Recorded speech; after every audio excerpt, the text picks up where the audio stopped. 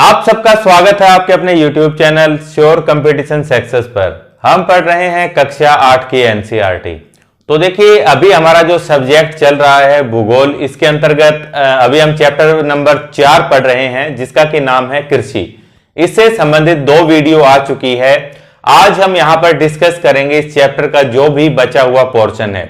ये part number 3 रहेगा। आप लोगों ने अगर इससे पहले 2 पार्ट नहीं देखे हैं तो पहले वो देख लें, उसके बाद में ये देखें तो आप इस क्लास को अच्छी तरह से एंजॉय कर पाएंगे। तो देखिए पिछली क्लास में हम चर्चा कर रहे थे कुछ महत्वपूर्ण फसलों के बारे में। उसके अंतर्गत हमने पढ़ा था चावल के बारे में, उसके बाद गेहूं को डिस्कस किया, उसके अलावा मिलेट यानी कि जिसे हम मोटा अनाज भी बोलते हैं, तो इनके बारे में हम लोग पढ़ चुके हैं। आज की इस क्लास में हम जो कुछ महत्वपूर्ण फसलें हैं जो कि बच गए हैं उनके बारे में डिस्कस करेंगे। तो चलिए स्टार्ट करते हैं आज की क्लास। तो देखिए सबसे पहले हम महत्वपूर्ण फसल को लेंगे। तो ये कौन सी फसल होगी? सबसे पहले अभी हम पढ़ेंगे मक्का के बारे में। मक्का यानी कि आपने खाए होंगे भुट्टे या फिर पॉपकॉर्न। वो किससे बनते हैं? मक्का से बनते हैं। मक्का को हम लोग कॉर्न भी कह सकते हैं। मक्का यानी कि यहां पर बात हो रही है कॉर्न की। और देखिए अगर इसके जो बॉटनिकल नेम है उसकी बात की जाए, जो वनस्पतिक नाम है इसका मक्का का, वो क्या है? इसको जिया मेज कहा जाता है। ये चीज आप लोगों को नोट करनी है, एग्जाम में काफी बार पूछे जाते हैं ये वैज्ञानिक नाम। तो इसका कौन का नाम मैंने आपको क्या बताया? इसको जिया मेज कहा जाता है। जिया मेज हो गया। अब हम यहां पर डिस्कस करेंगे कि अगर हमें मक्का की खेती करनी है तो किस प्रकार की जलवायु की आवश्यकता होगी, यानी कि किस प्रकार का टेम्परेचर होनी चाहिए। रेन की बात करें तो किस प्रकार की वर्षा होनी चाहिए, कम, ज्यादा या मीडियम। उसके अलावा मिट्टी के बारे में भी डिस्कस करेंगे, जैसा कि हमने पिछली क्लास में अन्य फसलों के बारे में भी डिस्कस किया था। तो देखिए सबसे पहले अगर हम बात करें टेम्परेचर की, टेम्परेचर यानी कि तापमान, तो तापमान कैसा होना चाहिए? मक्का की फसल के लिए जो तापमान है वो कैसा रहेगा? मीडियम रहेगा, यानी कि बीच का तापमान आप लिख लेंगे। मीडियम तापमान रहेगा। मीडियम यानी कि 20 से लेकर देखिए 30 डिग्री सेल्सियस तक का जो तापमान है वो मक्का के लिए उपयुक्त है। उसके बाद देखिए अगर मिट्टी की बात करें कि किस प्रकार की मिट्टी मक्का की फसल के लिए उपयुक्त रहेगी, तो दोमट मिट्टी आप नोट करेंगे। अगर बात करें मिट्टी, मैंने अभी बताया मिट्टी किस प्रकार की अच्छी रहेगी? दोमट। दोमट मिट्टी इसके लिए अच्छी रहेगी। तो देखिए भारत के अंदर आप देखेंगे कि जो मैदानी क्षेत्र हैं, जो मैदानों के मैदान है, जो नदियों से सिंचित जो मैदान है, उपजाऊ मैदान है, यहां पर विशेषकर मक्का की खेती की जाती है। तो आप लोग नोट करते चलेंगे। मैंने आपको बताया कि जो भारत के मैदानी भाग, भारत के मैदानी भागों पर इसकी कृषि की जाती है।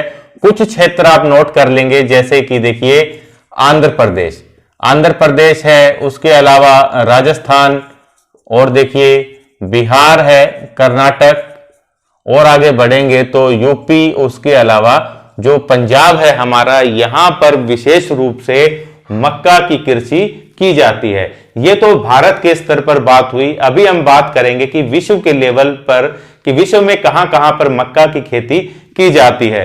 तो आप नोट करेंगे विश्व के क्षेत्र। तो देखिए जैसे कि उत्तरी अमेरिका, उत्तरी अमेरिका है, ब्राजील, ब्राजील के बाद देखिए चीन, चीन के बाद रूस। तो ये कुछ नाम है जहां पर कि विश्व में खेती की जा सकती है। इसके अलावा और नाम भी नोट करेंगे, जैसे कि कनाडा है आपका, और मैक्सिको।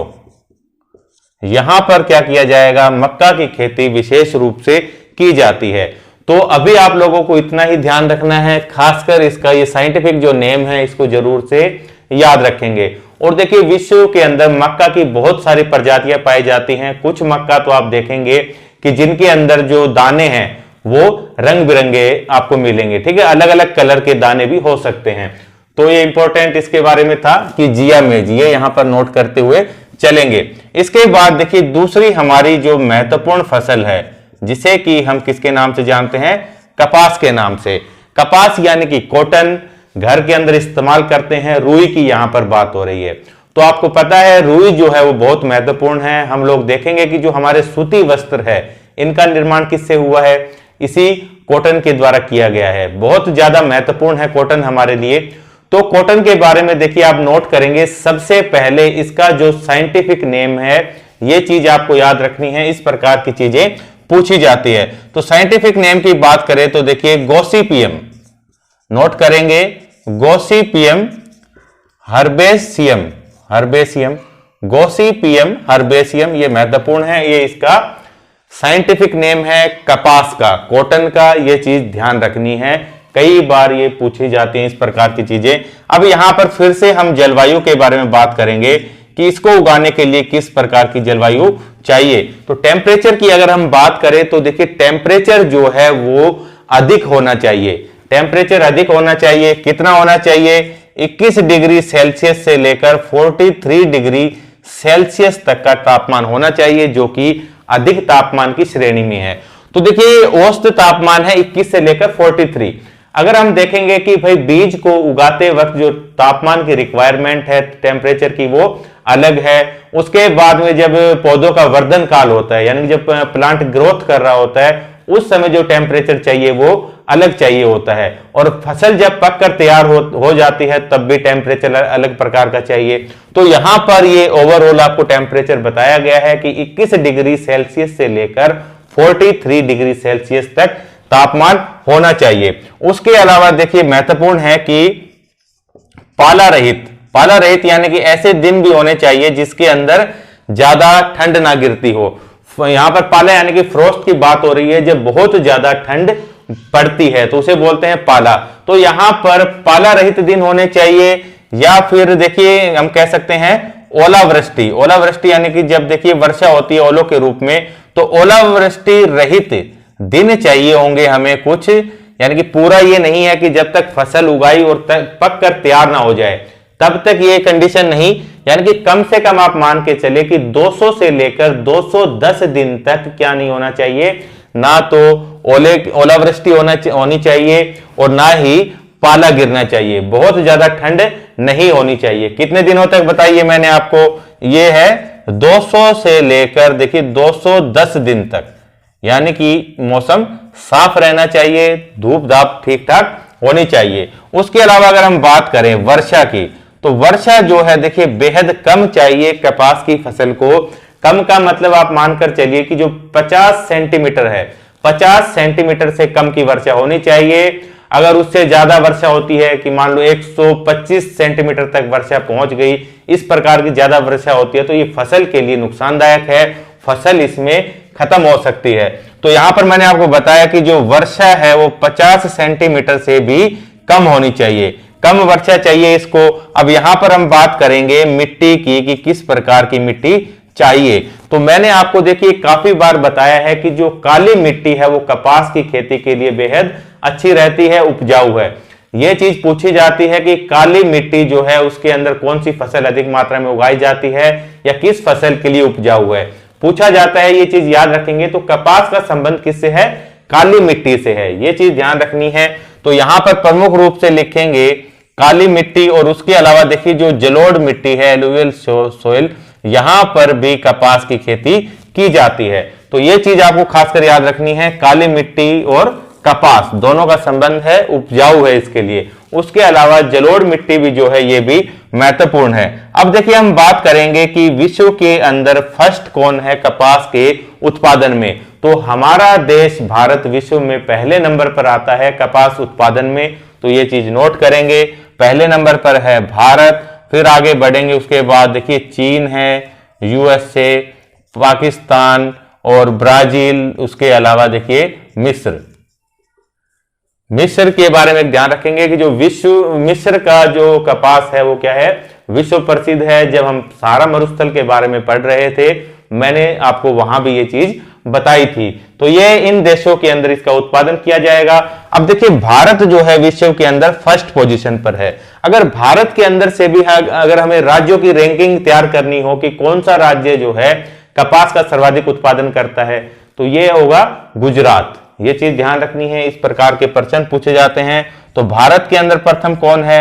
आपका गुजरात जो है प्रथम है। उसके बाद देखिए महाराष्ट्र है, फिर तेलंगाना। ये चीज ध्यान रखनी है, इस प्रकार से ये महत्वपूर्ण है। उसके बाद देखिए तो कपास जो है सूती वस्त्र उद्योग के लिए एक कच्चे माल का काम करता है। सूती वस्त्र तभी बनेंगे जब कपास होगा, तो ये चीज आप नोट कर लेंगे कि जो कपास है वो सूती वस्त्र उद्योग के लिए कच्चे माल की भूमिका अदा करता है। उसके बाद देखिए जो हमारा ये कॉटन है इससे संबंधित एक क्रांति भी है, जैसे कि हरित क्रांति आपने पढ़ी होगी, उसी प्रकार से कपास के उत्पादन को बढ़ावा देने के लिए एक क्रांति जिसका कि नाम है व्हाइट गोल्ड क्रांति, यानी कि सफेद सोना क्रांति। जो कपास है वो देखिए कैसे रंग का होता है, सफेद रंग का, व्हाइट कलर का, तो उसे किस नाम से जाना जाता है, व्हाइट गोल्ड के नाम से भी जाना जाता है कपास को। तो इससे संबंधित जो क्रांति है वो कौन सी है, व्हाइट गोल्ड क्रांति। एग्जाम में पूछा जाता है काफी बार कि व्हाइट गोल्ड क्रांति का संबंध किससे है, तो ये किससे रहेगा, कपास से रहेगा। बहुत ज्यादा महत्वपूर्ण है ये सारी चीजें, आप लोग इनको नोट करते चलेंगे, एग्जाम में डायरेक्ट ये चीजें पूछी जाती है। अब बढ़ते हैं आगे, कपास से आगे जो नेक्स्ट महत्वपूर्ण फसल है जिसे कि हम किसके नाम से जानते हैं, जूट के नाम से। जूट यानी कि इसी को ही पटसन कहा जाता है। आपने देखा होगा कि जो बोरियां होती है जिसके अंदर की सामानों को पैक किया जाता है, जो कि ग्रे कलर की होती है, ब्राउन से कलर की, तो ये किससे बनती है, जूट के द्वारा ये बनाई जाती है। तो अभी हमारी जो महत्वपूर्ण फसल है ये कौन सी है, पटसन इसको कहा जाता है, इसी को ही क्या कहते हैं, जूट भी कहा जाता है। तो जूट के बारे में अगर बात करें तो देखिए इसका जो वनस्पतिक नाम है ये आप लोग नोट कर लेंगे, पूछी जाती है इस प्रकार की चीजें। तो देखिए कोरकोरस, इसका क्या नाम है, कोरकोरस ओलिटोरियस, कोरकोरस ओलिटोरियस, ये क्या है, इसका बोटनिकल नेम है जूट का, जूट यानी कि पटसन का। तो उसके बारे में और देखें, जो पटसन है ये क्या है, एक रेशेदार फसल है, यानी कि इससे रेशा प्राप्त होगा। अब रेशा प्राप्त होगा तो रेशे से क्या क्या चीजें बनेगी, तो एक तो मैंने आपको एग्जाम्पल बताया कि जैसे क्या बनती है, इससे बोरियां बनती हैं, बोरी बन सकती है, दरी, टाट यानी कि जिस पर बैठते हैं, बैठने वाली दरिया ही, तो वो बनेगी इससे। उसके अलावा देखिए रस्सी, जो हम अपने आम जीवन में इनके एग्जाम्पल देख सकते हैं, जो चीजें जूट से निर्मित हुई है ये चीजें बनेंगी। इसके अलावा देखिए वस्त्रों का निर्माण भी किया जा सकता है जूट से, लेकिन जो वस्त्र बनेंगे वो क्या होंगे, बहुत ही निम्न क्वालिटी के होंगे, बहुत ज्यादा हल्की क्वालिटी के होंगे। उसके द्वारा कागज का निर्माण भी जूट के द्वारा किया जाता है, तो ये चीजें आप नोट कर लेंगे। उसके बाद देखिए अब जलवायु की बात करेंगे कि किस प्रकार की जलवायु चाहिए। तो जलवायु चाहिए देखिए गर्म वातावरण होना चाहिए, गर्म जलवायु होना चाहिए। उसके अलावा क्या होना चाहिए, जो नमी है ना, नमी की मात्रा ये भी अधिक होनी चाहिए, यानी कि आप कह सकते हैं गर्म व नम जलवायु की आवश्यकता होती है पटसन की खेती के लिए। उसके बाद देखिए अगर बात करें वर्षा की, तो वर्षा की अगर बात करें तो वर्षा भी जो है वो बहुत ज्यादा चाहिए होती है पटसन के लिए। उसके अलावा देखिए अगर टेम्परेचर की बात की हमने कि गर्म जलवायु होनी चाहिए, तो इसका मतलब क्या है, टेम्परेचर जो है वो देखिए 25 से लेकर 35 डिग्री सेल्सियस तक का टेम्परेचर होना चाहिए इसके लिए, पटसन की खेती के लिए। उसके बाद देखिए आगे बढ़ेंगे हम, पटसन के बारे में अन्य चीज देखेंगे कि मिट्टी, किस प्रकार की जो मिट्टी है वो उपयुक्त रहेगी पटसन के लिए। तो जलोढ़ मिट्टी के अंदर बहुत अच्छी खेती होती है पटसन की। तो देखिए क्या किया जाता है, पटसन जब जैसे उसका पौधा ग्रो कर जाता है पूरा, तो पटसन को काट लिया जाता है, जड़ के समीप से काट लिया जाता है, और उसके बाद बहुत सारे पटसन के पौधों को एक साथ इकट्ठा बांधकर रस्सी से पानी के अंदर डाल दिया जाता है। पानी के अंदर वो पड़े रहते हैं, यानी कि आप मान सकते हैं कि 5 से लेकर यानी कि पूरे महीने भर तक के लिए पड़े रहते हैं। तो जो बाहर की छाल है पौधे की वो क्या होगी, गलना प्रारंभ हो जाएगी। तो जैसे जब वो गल जाती है अच्छी तरह से, तो उसको एक सिरे से पकड़कर जब खींचा जाता है तो पूरे पौधे की वो छाल उतर जाती है। फिर इन छालों को इकट्ठा किया जाता है और उनको धूप के अंदर सुखा दिया जाता है। इन्हीं छालों को बाद में कूटा जाता है और फिर क्या है, महीम एक रेशे का रूप धारण कर लेती हैं। और इन्हीं रेशों से क्या किया जाता है, ये जो मैंने आपको बताया है, बोरी टाट वगैरह, ये सब इस प्रकार की चीजें बनाई जाती है।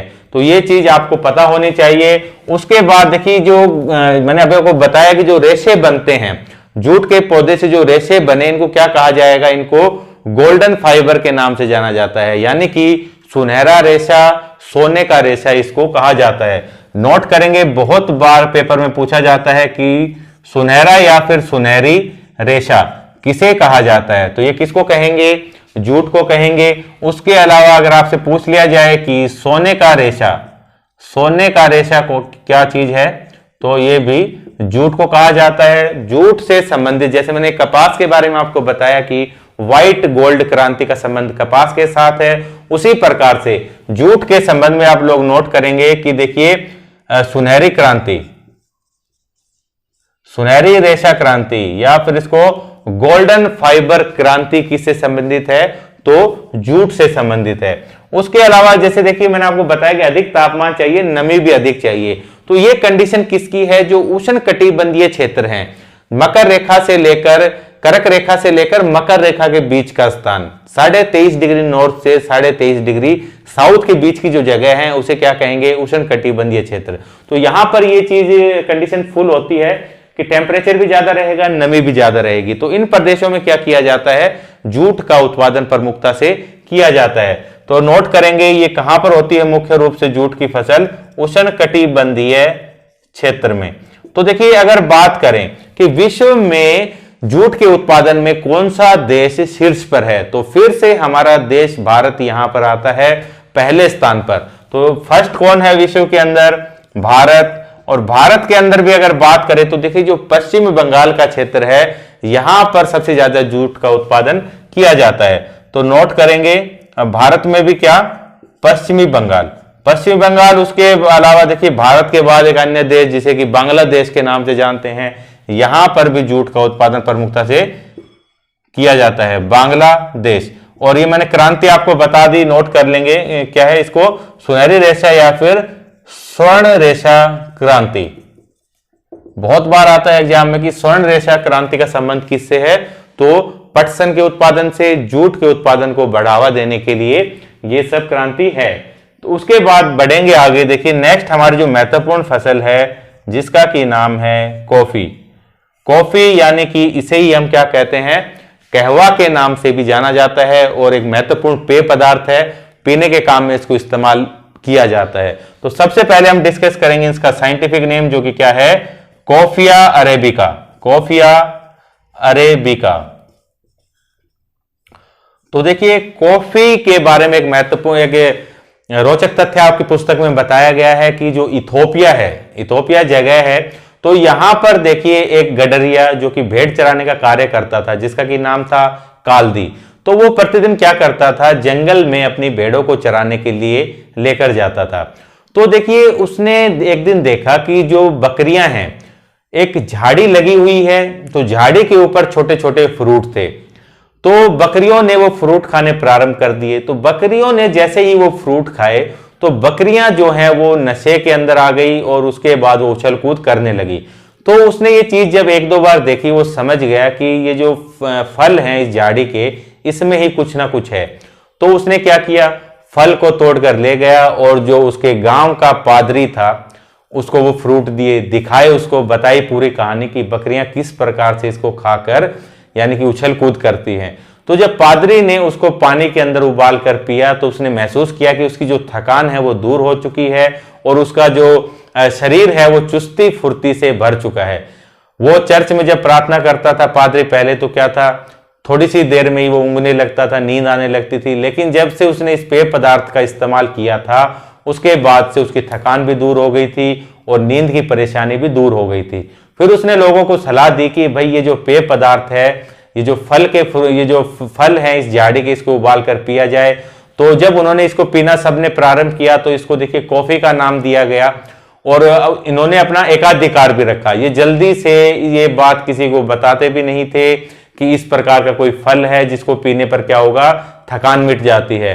तो ये खुद ही यानी कि व्यापार पर अधिकार रखने लगे, यानी कि बताते नहीं थे। बाद में तो क्या हुआ कि धीरे धीरे ये जो फसल थी विश्व के संपूर्ण स्थानों के अंदर फैल गई और आप देखेंगे कि लगभग हर जगहों पर कॉफी आपको मिल जाएगी। तो ये तो था रोचक तथ्य जो कि आपकी पुस्तक में बताया गया है। अभी हम पढ़ेंगे कॉफी के बारे में, यानी कि कॉफिया अरेबिका के बारे में। तो आप लोग समझ गए हैं कॉफी क्या है, एक महत्वपूर्ण पेय पदार्थ है। उसके बाद देखिए, अब जलवायु की अगर बात करें तो इसके लिए चाहिए हमें गर्म व आर्द्र जलवायु चाहिए, यानी कि टेम्परेचर ज्यादा होना चाहिए और हवाओं के अंदर जो नमी की मात्रा है वो भी बहुत ज्यादा होनी चाहिए। उसके बाद हम अगर बात करें वर्षा की, तो वर्षा भी अधिक चाहिए इसके लिए। अब अधिक कितनी, 150 सेंटीमीटर से लेकर देखिए 250 सेंटीमीटर तक, बहुत ज्यादा है ये वर्षा की मात्रा, इतनी वर्षा यहां पर चाहिए। और जो कॉफी का उत्पादन है वो देखिए जो थोड़े पहाड़ी क्षेत्र है, यानी कि ढलान वाले क्षेत्र पर किया जाता है।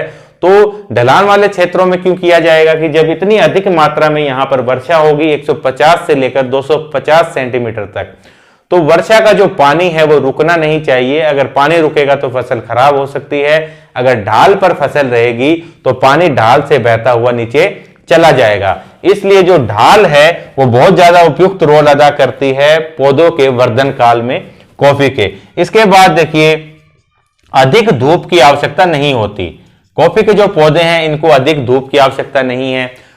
कई देशों में जो कॉफी है धूप के अंदर ही उगाई जाती है, थोड़ा सा गर्मी के अंदर, लेकिन भारत में क्या किया जाता है कि पौधों को धूप से बचाने के लिए चारों तरफ हरे भरे झाड़ीदार पेड़ पौधे लगा दिए जाते हैं, ताकि जो कॉफी के पौधे हैं वो छाया के अंदर रहे। तभी जो भारत की कॉफी है देखिए विश्व के अंदर बहुत ज्यादा पसंद की जाती है। अब हम बात करेंगे मिट्टी के बारे में कि किस प्रकार की मिट्टी या फिर मृदा आवश्यक है कॉफी की फसल के लिए। तो देखिए, दोमट मिट्टी अगर होगी तो क्या होगा कि जो फसल है कॉफी की वो बहुत ज्यादा अच्छी होगी। ये चीज आप अपनी तरफ से लिख लेंगे कि जो ढाल है, जो ढाल के ऊपर उगाई जाएगी ये, तो जो ढाल है ये क्या करेगी, ये पौधों के वर्धन काल में सहयोग देती है, क्योंकि वहां पर पानी जमा नहीं होता है। तो ये कॉफी के बारे में इंपॉर्टेंट चीजें थी, नोट करेंगे। उसके बाद नेक्स्ट बढ़ेंगे आगे। नेक्स्ट हमारा जो है अभी हम लोग पढ़ेंगे चाय के बारे में। चाय, जैसा कि आप सब लोग जानते हैं कि हमारा क्या है, प्रिय पेय पदार्थ है। भारत के अंदर चाय का बहुत ज्यादा बड़ी मात्रा में इस्तेमाल किया जाता है। तो देखिए, चाय को हम प्रारंभ करें उससे पहले हम लोग एक बार रैंकिंग देख लेते हैं कि कॉफी की रैंकिंग देख लेते हैं कि कौन सा देश विश्व में प्रथम स्थान पर है इस प्रकार से। तो देखिए, सबसे पहले अगर बात करें फर्स्ट देश की बात करें तो जो ब्राजील है, ये क्या है, विश्व में पहले स्थान पर है कॉफी के उत्पादन में।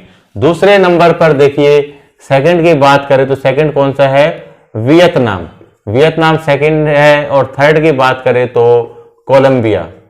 उसके बाद देखिए हमारा जो भारत है देश, ये कौन से नंबर पर आता है, 7th पोजीशन पर आता है, 7वें नंबर पर। विश्व का लगभग देखिए 3% कॉफी का उत्पादन कहां किया जाता है, भारत के अंदर किया जाता है। तो ये चीज ध्यान रखेंगे। उसके बाद देखिए सबसे महत्वपूर्ण एक चीज बताता हूं आपको मैं, कॉफी जो है, यहां से एक क्वेश्चन पूछा जाता है बार बार कि कॉफी के अंदर कौन सा रासायनिक तत्व पाया जाता है। तो कॉफी के अंदर क्या पाया जाएगा, कैफीन पाया जाएगा। ये चीज नोट कर लेंगे, कॉफी के अंदर आपको क्या मिलेगा, कैफीन मिलेगा। ठीक है, कैफीन बहुत बार ये चीज पूछी जाती है। तो ये तो हमने पढ़ा कॉफी के बारे में। अभी हम लोग पढ़ते हैं चाय के बारे में। तो देखिए, चाय जैसा कि आप सब लोग जानते हैं, अभी मैंने आपको बताया कि चाय जो है भारत के अंदर क्या है, सर्वाधिक पिए जाने वाला पेय पदार्थ है। तो चाय की अगर बात करें तो देखिए, चाय का जो वैज्ञानिक नाम है वो क्या है, थिया साइनेनिसस, ये क्या है, इसका बॉटनिकल नेम है किसका, चाय का। ये चीज ध्यान रखनी है। तो अभी मैंने आपको बताया कि कॉफी के अंदर जो केमिकल पाया जाता है उसको हम क्या कहते हैं, कैफीन के नाम से जाना जाता है। अब अगर चाय की बात करें तो चाय में भी क्या कुछ चीज पाई जाएगी, तो बिल्कुल पाई जाएगी। चाय के अंदर जो रासायनिक तत्व पाया जाएगा वो कौन सा है, टेनिन। ये चीज ध्यान रखनी है, कंफ्यूज नहीं होना। चाय के अंदर टेनिन और कॉफी के अंदर कैफीन, ये चीजें पाई जाएंगी। अब चाय के लिए देखिए जलवायु की आवश्यकता होगी उगाने के लिए। जो टेम्परेचर है वो कैसा होना चाहिए, वो होना चाहिए 21 से लेकर 27 डिग्री सेल्सियस तक, यानी कि मीडियम टेम्परेचर है 21 से 27 डिग्री सेल्सियस तक। वर्षा जो है, वर्षा भी चाहिएगी। वर्षा किस प्रकार की होनी चाहिए, 125 सेंटीमीटर से लेकर 150 सेंटीमीटर तक वर्षा चाहिएगी। तो मैंने अभी आपको बताया कि कॉफी के मामले में ब्राजील जो है विश्व के अंदर प्रथम स्थान पर है। अगर चाय की बात करें कि चाय के उत्पादन में विश्व में प्रथम स्थान पर कौन सा देश आता है, तो फिर से हमारा देश भारत विश्व के अंदर प्रथम है। तो फर्स्ट की बात की जाए तो इंडिया की जो चाय है वो विश्व के अंदर बहुत ज्यादा प्रसिद्ध है। लगभग 80 से भी अधिक देशों के अंदर भारत की जो चाय है वो निर्यात की जाती है, ये चीज नोट करेंगे। उसके बाद देखिए भारत के अंदर कुछ महत्वपूर्ण क्षेत्र जहां पर की चाय का उत्पादन किया जाता है, तो सर्वाधिक कहां पर, असम के अंदर। उसके बाद देखिए असम के बाद में है पश्चिम बंगाल, उसके बाद त्रिपुरा और हिमाचल प्रदेश ही देखेंगे कि चाय के लिए क्या है, ये बहुत ज्यादा प्रसिद्ध स्थान है। अगर हम बात करें मिट्टी के बारे में कि किस प्रकार की मिट्टी के अंदर चाय की फसल की जाती है, तो मिट्टी की अगर बात करें तो देखिए दोमट मिट्टी होनी चाहिए। और चाय की खेती भी आप देखेंगे कि चाय के बागान आपने देखे होंगे तस्वीरों के अंदर, किसी मूवी के अंदर, तो ये कहां पर जो पर्वतीय ढाल होती है इन क्षेत्रों के अंदर चाय की खेती की जाती है। तो ये चीज भी नोट कर लेंगे कि जो ढाल है ना वो मंद ढाल होनी चाहिए, ज्यादा खड़े नहीं, मंद ढाल होनी चाहिए, ताकि पानी धीरे धीरे से निकले और पानी फसल को भी मिलता रहे, क्योंकि वर्षा आप देख रहे हैं 125 से लेकर 150 सेंटीमीटर की वर्षा आवश्यक है इनके लिए। तो ये तो चाय के बारे में हुआ। तो बस यही महत्वपूर्ण फसलें आपके टॉपिक के अंदर बताई गई थी। इसके अलावा एक अन्य चीज भी है, जैविक कृषि। जैविक कृषि के बारे में भी बताया गया है चैप्टर के अंदर, एक छोटे से बॉक्स के अंदर। तो जैविक जो कृषि है, तो अभी हम लोग देखेंगे कि देखिए जनसंख्या इतनी अधिक तेजी से बढ़ रही है, पूरी जनसंख्या को यानी कि खाना पहुंचाना, हर एक चीज करना, यानी कि फसल के माध्यम से क्या है, मुश्किल हो रहा है। तो कृषक भाई भी क्या कर रहे हैं कि अधिक से अधिक फसल कमाने के लिए, लाभ कमाने के लिए, ऐसे अधिक से अधिक फसल उगाने के लिए क्या किया जा रहा है कि जो कीटनाशक है, उर्वरक है, इनका अंधाधुंध उपयोग किया जा रहा है, जिसकी वजह से क्या है कि भाई पर्यावरण के साथ भी खिलवाड़ हो रहा है, फसलें भी खराब हो रही है। उसके अलावा देखिए जो मिट्टी की उर्वरता शक्ति है, ये सब चीजें समाप्त हो रही है, और स्वास्थ्य के लिए भी ये जो रसायन है बिल्कुल अच्छे नहीं है। तो इसके लिए देखिए एक विकल्प है जैविक कृषि का। जैविक कृषि में क्या किया जाएगा, इस कृषि के अंदर जो रासायनिक उर्वरक और जो कीटनाशक है इनका उपयोग नहीं किया जाता है, इनकी जगह पर प्राकृतिक जो कीटनाशक और जो उर्वरक है उनका इस्तेमाल किया जाएगा। जैसे कि देखिए प्राकृतिक हम देखेंगे उर्वरक के रूप में, जैसे कि गोबर की खाद है, कंपोस्ट खाद बना ली जाती है, हरी खाद है, सूखी पत्तियां हैं, कि रसोई घर का कचरा है, इस प्रकार की चीजों से ये चीजें बनाई जा सकती है। उसके अलावा देखिए कीटनाशक के रूप में भाई जिस प्रकार से नीम के जो प्रोडक्ट हैं, नीम का ऑयल है या नीम से बनी हुई खाद है, इस प्रकार की चीजों का भी इस्तेमाल कर सकते हैं, जो कि कीटनाशक की भूमिका भी अदा करती है। तो इस प्रकार की चीजों से अगर कोई कृषि की जाएगी, जैविक चीजों से, बिना केमिकल के, तो क्या कहलाएगी, जैविक कृषि कहलाएगी। तो बस यही था इस टॉपिक के अंदर महत्वपूर्ण। जब हम नेक्स्ट क्लास के अंदर हम स्टार्ट करेंगे चैप्टर नंबर 5, जो कि उद्योग धंधों के बारे में है। तो थैंक यू फ्रेंड्स, मिलते हैं नेक्स्ट क्लास में जल्दी ही।